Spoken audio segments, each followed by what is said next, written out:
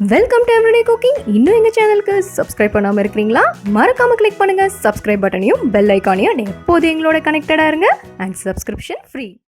இன்றைக்கி நம்ம வாழைக்காய் பஜ்ஜியும் வாழைப்பழ பஜ்ஜியும் எப்படி செய்யுதுன்னு பார்க்கலாம். முதல்ல வாழைக்காய் பஜ்ஜி. இதுக்கு ஒரு கப் அளவுக்கு கடலை மாவு எடுத்துக்கோங்க. இதோட ஒரு 3 டேபிள் ஸ்பூன் அளவுக்கு அரிசி மாவு ஆட் பண்ணுங்கள். தேவையான அளவு உப்பு, 1 டீஸ்பூன் மிளகாய்த்தூள், 1/4 டீஸ்பூன் பெருங்காயத்தூள். இதை நம்ம இப்போ தண்ணி ஊற்றி நல்லா தோசை மாவு பதத்துக்கு கரைச்சிக்கலாம். இதை தவிர நீங்கள் 1 டீஸ்பூன் அளவுக்கு இஞ்சி பூண்டு ஆட் பண்ணலாம். அண்ட் இஞ்சி பூண்டை தவிர கருவேப்பிலையை நல்லா மிக்சியில் 1-2 அரைச்சி கூட ஆட் பண்ணலாம். அதுவும் நல்லாயிருக்கும். இதோ இங்கே நல்லா கரைச்சாச்சு.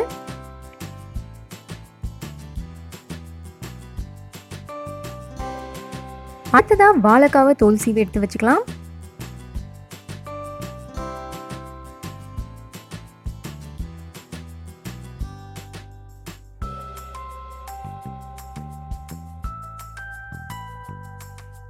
ஸ்லைஸ் பண்ணுறது நம்மளோட விருப்பம் தான். தின்னாக வேணுன்னா தின்னாக ஸ்லைஸ் பண்ணுங்கள். கொஞ்சம் திக்காக சாப்பிட பிடிக்கும் அப்படின்னா திக்காகவே ஸ்லைஸ் பண்ணிக்கோங்க.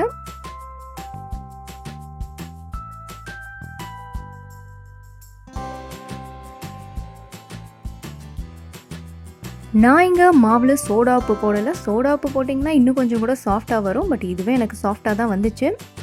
இப்போது இந்த வாழைக்காவை மாவில் டிப் பண்ணி ஆயிலில் ஃப்ரை பண்ணலாம்.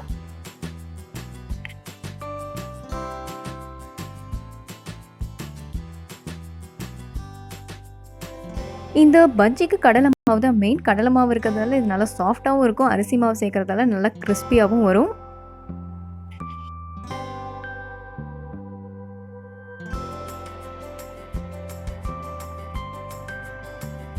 ரெண்டு பக்கமும் நல்லா திருப்பி போட்டு மீடியம் ஃப்ளேம்லேயே வேக விடுங்க.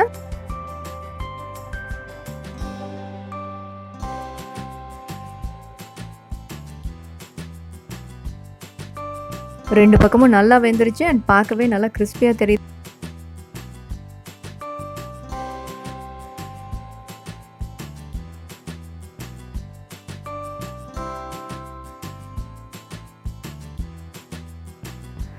நம்மளோட வாழைக்காய் பஜ்ஜி இங்கே சூப்பராக ரெடி ஆகிடுச்சு. அண்ட் தேங்காய் சட்னி வச்சு சாப்பிட்டா செம்ம டேஸ்ட்டாக இருக்கும். இதை அடிச்சுக்கிறதுக்கு வேறு எதுவுமே கிடையாது. அடுத்ததான் நம்ம வாழைப்பழ பஜ்ஜி எப்படி செய்யுதுன்னு பார்க்கலாம்.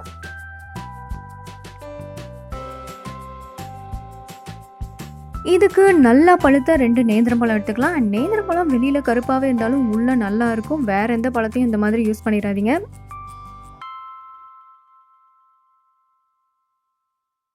வேறு டைப் பழம் யூஸ் பண்ணுறதா இருந்தால் நார்மலாக பழுத்த வாழைப்பழம் எடுத்துக்கோங்க.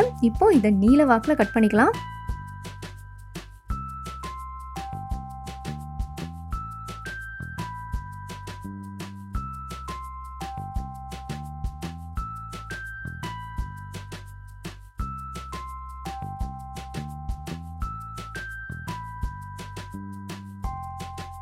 பழத்தை கட் பண்ணியாச்சு. அடுத்தது அதுக்கு பேட்டர் ரெடி பண்ணிக்கலாம். ஒரு 3/4 கப் மைதா எடுத்துக்கோங்க. இதோட ஒரு 1/4 கப் சோள மாவு, கொஞ்சமாக ஒரு 1/2 டீஸ்பூன் அளவுக்கு உப்பு அண்ட் தேவையான அளவு தண்ணி.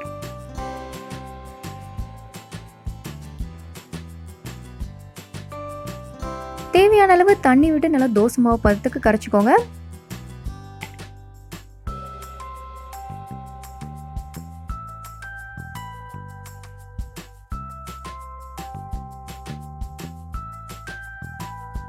நல்லா கட்டி விழாமல் கரைச்சிக்கோங்க. நல்லா லூஸான பேட்டராக இருக்கணும். அடுத்ததாக ஸ்லைஸ் பண்ணி வச்சுருக்கிற அந்த வாழைப்பழத்தை இந்த மாவில் டிப் பண்ணி பொரிச்சு எடுக்கலாம்.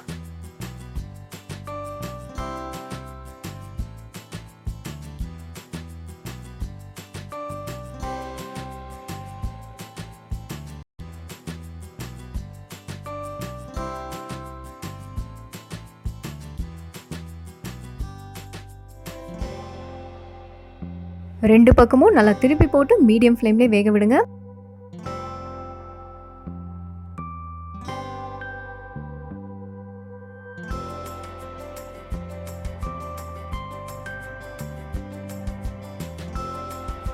இது ரெடி ஆயிடுச்சுன்னா ஒரு லைட் ப்ரௌன் ஷேட் அடிக்க ஆரம்பிக்கும். அண்ட் பார்த்தாலே மொறுமொறுன்னு தெரியும். அப்போ வெளியே எடுத்துருங்க.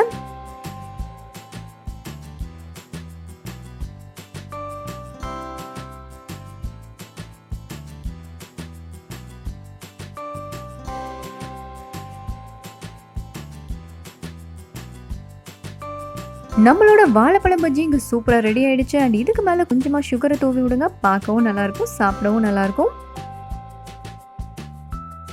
வேறொரு இன்ட்ரெஸ்டிங்கான ரெசிபியோட உங்களை சந்திக்கிறோம். எங்கள் வீடியோஸ் எல்லாம் பிடிச்சிருந்தால் லைக் பண்ணுங்கள், ஷேர் பண்ணுங்கள், கமெண்ட் பண்ணுங்கள். அண்ட் மறக்காம எங்கள் சேனலுக்கு சப்ஸ்கிரைப் பண்ணுங்கள்.